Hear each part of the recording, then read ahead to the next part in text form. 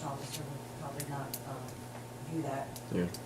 favorably. So I guess, maybe that may have had some bearing on that original resolution, maybe, I'm not sure. Yeah. I just don't think it would be Okay. easy to do that. Like I said, not that I'm either way for it or against it, I just wanted to mention that it, might not be really that easy to do. Well, no matter what we decide tonight, it's gonna be another 40 years or so before anything's done anyway, so let's keep the discussion open. I'd like to hear from our local police department. I'd like to hear from our, well, we did hear about the incidences that have occurred on there, but I'd like to hear from them on the safety issues, I guess, and I think I also want to hear from our local fire departments on, I did have support from our previous police chief, Metten. okay. When I met with Paul Clymer and back in the day when that was, and Senator McElhaney. And the issue came back to, and the only holdup, yes, there is a planning stage, and it does take years to do planning. But if you don't start it, you'll never get it. That is the reason why I'm bringing this up again. 12 years now. I've been a supervisor. This is starting my 3rd term. And I've been discussing those bridges from the very first day I took office. And we're still nowhere. Same as the playground somebody just mentioned. So I think it needs to be planned at some point in time. We shut that bridge down for over a year when they did the fixing up of it there at the Butter Creek. You could have put a new bridge in that amount of time, and you'd have had a safe, passable bridge. And as far as historical part of it goes, the bridge that was up in Milford Township was called Campbell's Dam. That was an old arch bridge as well. And I had discussions with Milford Township supervisors, and they got that done with no problem at all. But it does take planning and time. But if you don't start that planning, you'll never have it.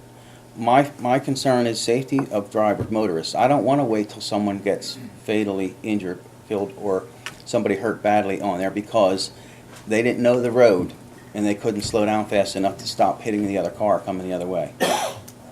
Because everyone here knows that it's a shortcut from the turnpike down to this area, to the 309, instead of going through Quakertown. Anyway.